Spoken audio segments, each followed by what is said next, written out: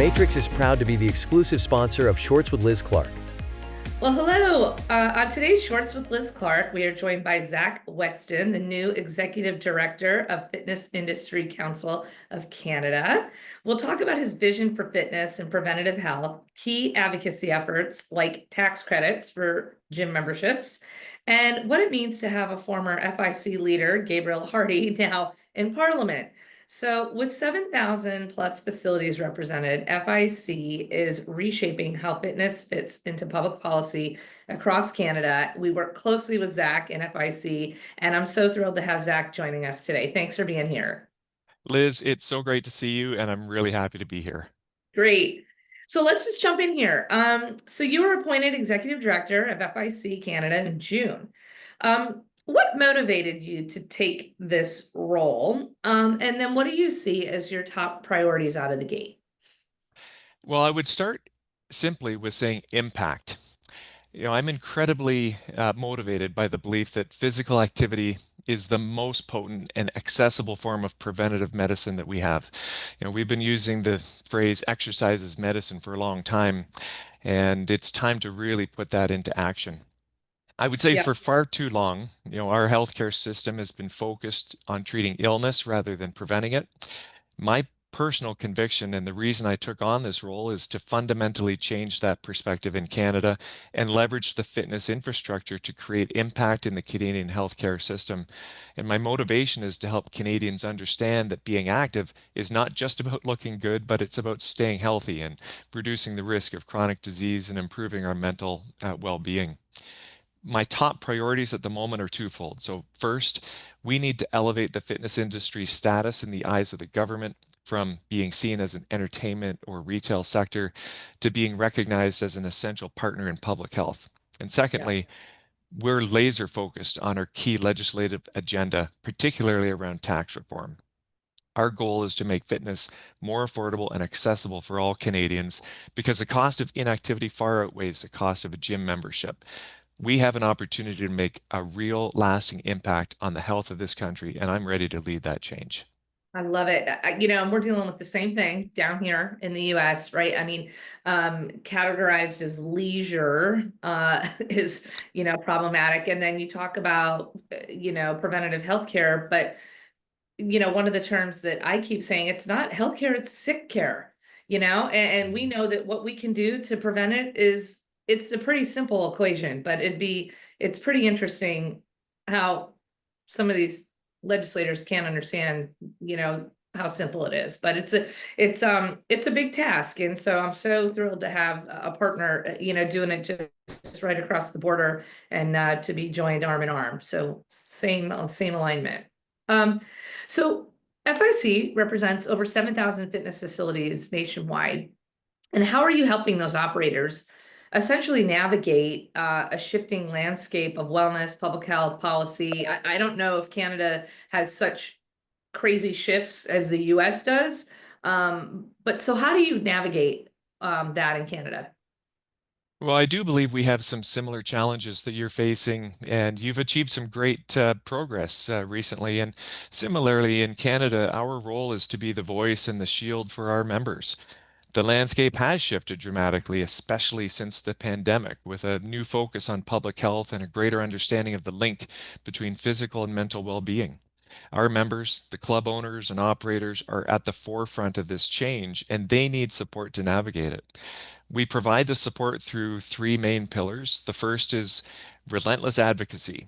We are constantly in communication with government leaders at both the federal and provincial levels, making the case for our industry.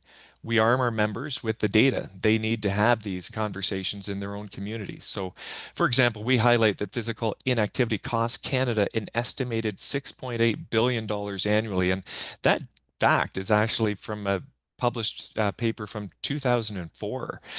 So that number's only gone up. And this Right. isn't just about being a business issue. It's a national health and economic crisis, and our members are a key part of the solution. The second pillar is providing actionable resources and insights. We share data, best practices, and legislative updates so that our members are always ahead of the curve. And finally, we foster a strong community among our our operators. We bring them together to share their experience and challenges. This allows us to unify our message and ensure that the solutions that we propose to the government are representative of the entire industry. Yeah. It's so necessary, and it's important work, and we're so thrilled, to have a partner like you doing this. So listen, you've now, the former FIC director, right, is Gabriel Hardy, now in Parliament. So really small shoes to fill, for you, but he's already speaking out on physical activity and preventative health, which is amazing, amazing. But what does it mean to have somebody so close to the industry, in FIC now holding office?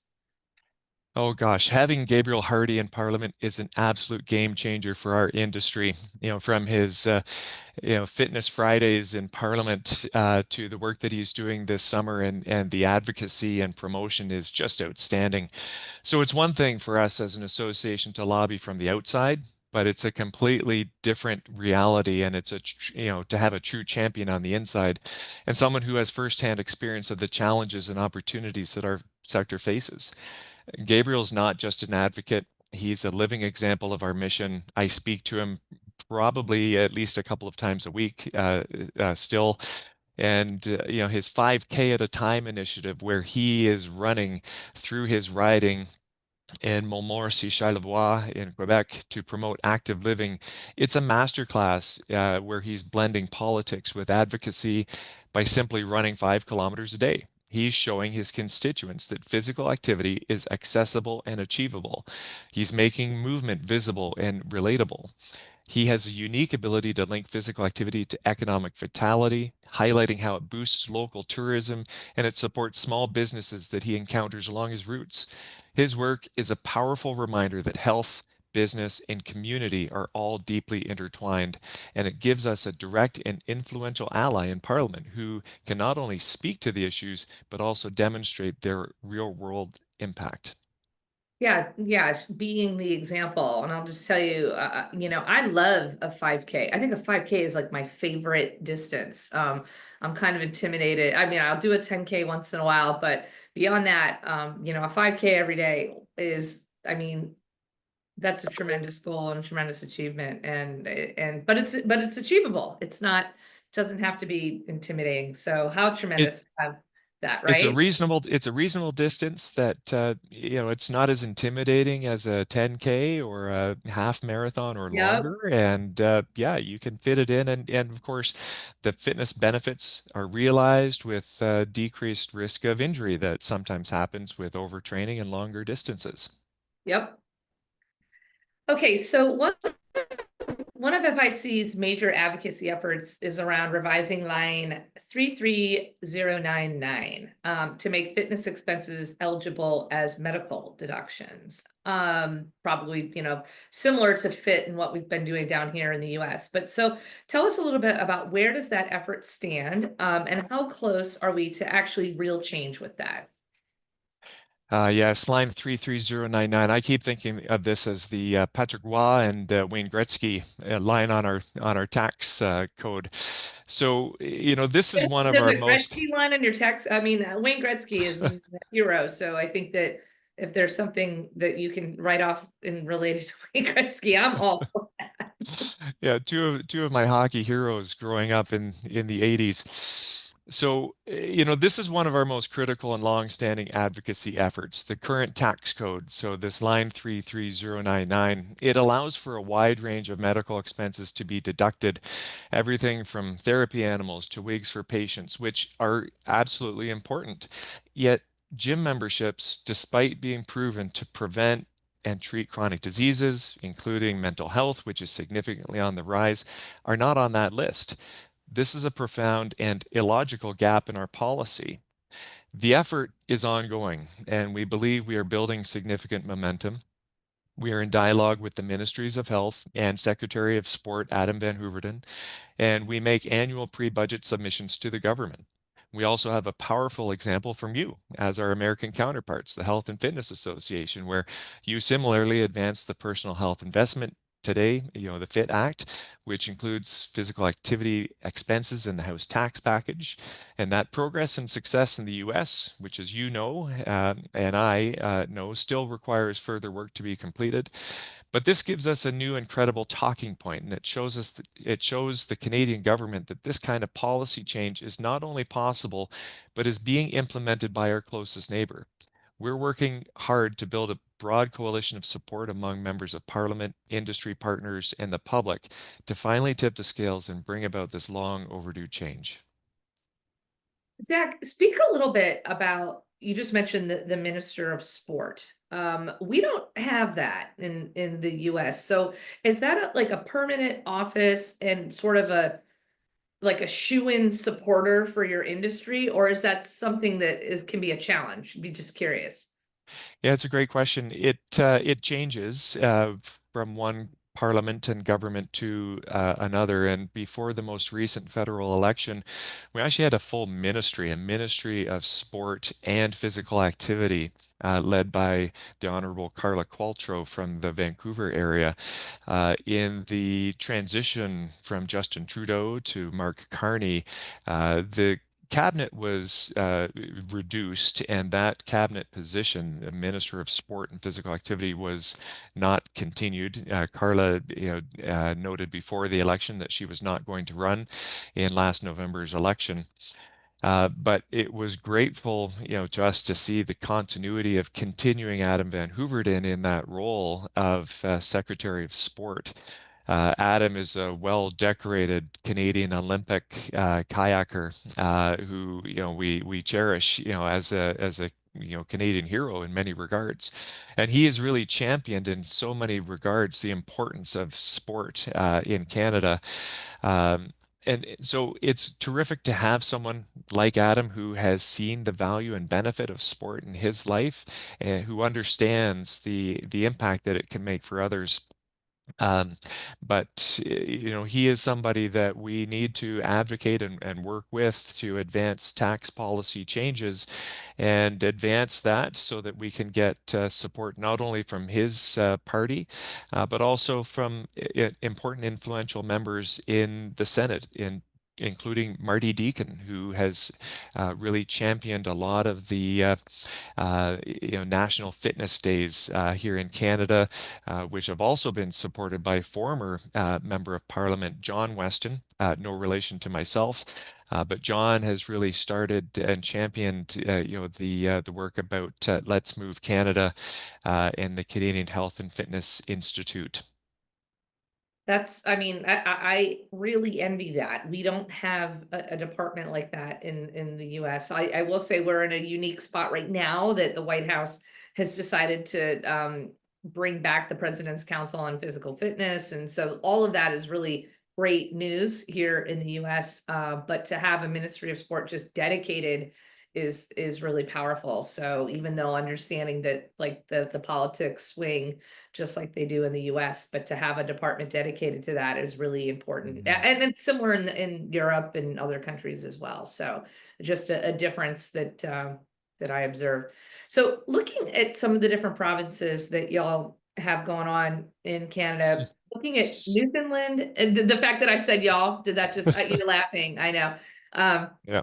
So Newfoundland and Labrador have notable CAD $2,000 fitness tax credits. What can we learn from that model, and how are you working to replicate that and expand it into other provinces? Well, the Newfoundland and Labrador physical activity tax credit is a fantastic case study in how a government can directly and effectively support its citizens' health. So what it is a refundable tax credit of up to $2,000 per family for eligible fitness expenses. And this isn't just a small gesture, it's a significant financial incentive that makes a real difference in a family's budget.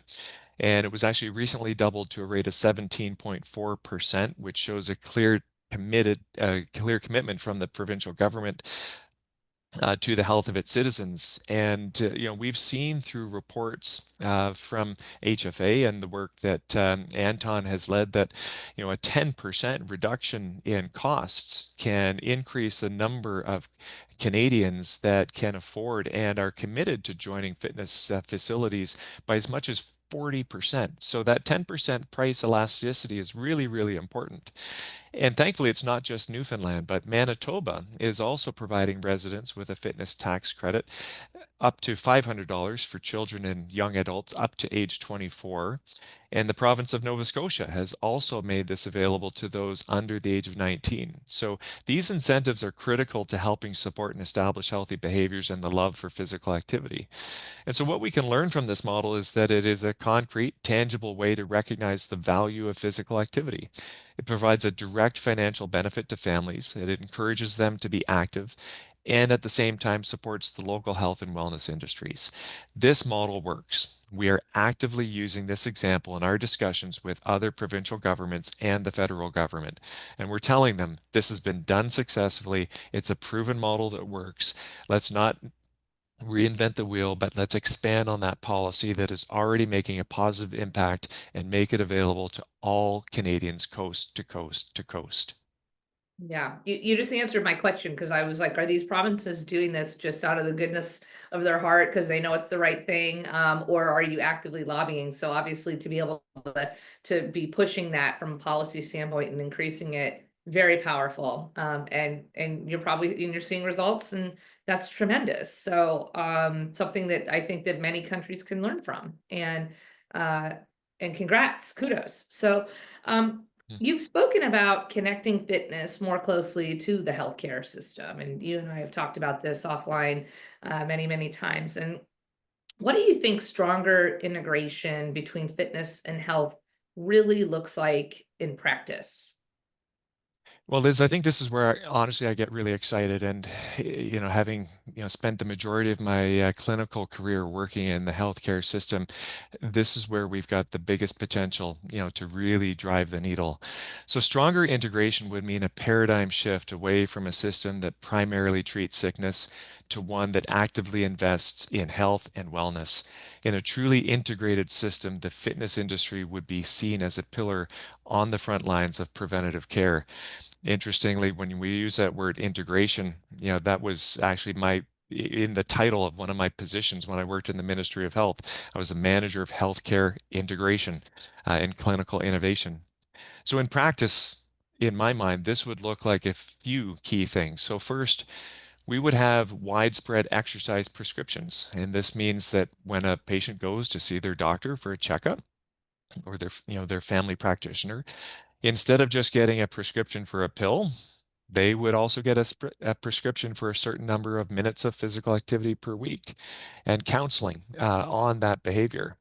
Second, there would be a much greater role for accredited fitness and exercise professionals. So these professionals, like registered kinesiologists, would be embedded in healthcare teams to provide the hands-on support and accountability that patients need to actually follow through and be compliant and consistent, through those prescriptions. Third, and perhaps most critically, the government would start investing in fitness with the same seriousness they invest in other areas of healthcare.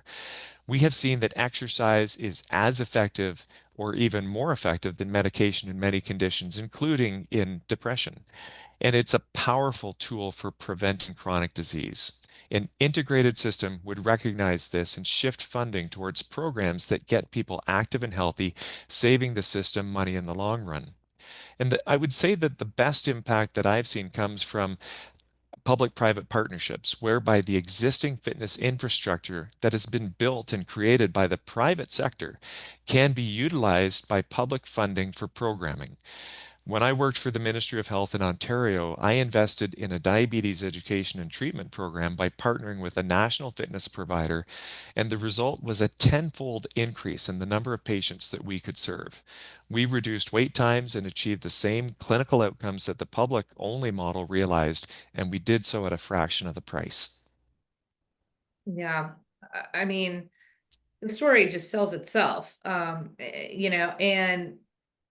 and you said about depression, right? And it's something that is so near and dear to both of our organizations, and that impact of exercise on mental health is tremendous. And I think that we could be doing more, I think, on research and data and storytelling on that. And and something that is going to be a priority for us in the year ahead. And so I'd love to work with you, Zach, on just creating a story together about that and continuing to share these mental health stories. I would love to do that, and I'm really proud of some of the work I did in a previous role where I was CEO for the Canadian Society for Exercise Physiology, and I learned from Dr. Guy Faulkner and Dr. Madeline Garris, both from the University of British Columbia. In a podcast, they shared that we don't need any more research and data to prove that exercise is just as effective or more so than pharmacological treatments for managing depression. And so we champion the creation of one of the world's first credentials to certify exercise professionals in depression managed fitness prescriptions. Okay, good. Then we don't even have to do the research. We already got it. We're just gonna use that credential, and we need to shout it from the rooftops. We'll be in touch on that. I love it.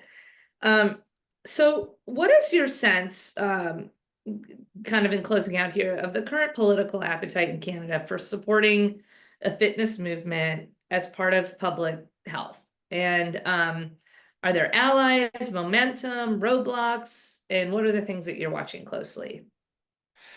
Liz, I believe the political appetite is growing, but it is a slow burn. Mhm. There's a clear understanding that we have a physical inactivity crisis in Canada, and we're starting to see some positive movement. So, for example, the government has recently invested in organizations like Participaction to support initiatives that get people moving. And we also see absolutely amazing, great leadership from individuals like Gabriel Hardy. However, the major roadblock we face is the lack of a cohesive top-down strategy. We need the federal government to officially recognize physical activity as a national priority with a dedicated strategy and significant funding to back it up, similar to how they've addressed other public health issues. Right now, support is often fragmented and short-term. We need a long-term vision. Canada's tobacco strategy has successfully reduced harmful smoking rates and are funded at approximately $66 million per year to continue their work. But conversely, Canada only invests approximately $5 million per year in physical activity promotion. I would say that there's an imbalance here, and more needs to be spent on programs where impact can be realized through these public-private partnerships that I mentioned previously. I do believe we need more funding for programs rather than only in educational messages. When you look at our physical activity report cards from the past decade, we haven't moved the needle effectively, and it's time for a different approach and the inclusion and integration of all of our collective resources, both public and private, to be successful. We're watching closely for allies and momentum in Parliament, and we're working to build a broad, multi-party coalition that understands that investing in fitness isn't just a social good, it's a fiscal imperative. The cost of inaction is simply too high, and the potential for a healthier, more productive Canada is too great to ignore. Well said, and what a thing to end on. Um, I couldn't agree with you more. We couldn't be more aligned with everything that FIC is doing. We are so proud to be friends and partners, and just as we were with Gabriel, but to welcome Zach and a partnership, between the US and Canada. We all share the same vision, the same mission, and the same mantra. And I am just thankful to have you, and everything that you're doing up north and everything we're doing down here. I'm tempted, Zach, to ask you to close us out with a saxophone tune, but I won't do that to you. I'm looking at it and I know you're practicing, but maybe next time if we get you on the podcast, we could end out with a little bit of it's a little bit of jazz. But Next time, that would be great. Yeah, yeah, yeah. would love it. Okay, great. Well, listen, Zach, thank you so much for joining me today. This was a lot of fun. You're a great partner, and you're doing great work up there. And congrats on all you've done, and good luck with where you go. And again, we're here for you, arm in arm. So thanks for joining me today. Awesome. Thanks so much, Liz. And likewise, we're here for you. And, big fan of the African proverb, if you want to go fast, go alone. But if you want to go far, go together, and we're really committed to going together with the HFA. Love it. All right. Be well, my friend. Thanks, Liz. Matrix is proud to be the exclusive sponsor of Shorts with Liz Clark. With over 20 years as a dedicated supporter of the fitness industry, we're thrilled to continue a partnership geared towards success for all those who believe in better.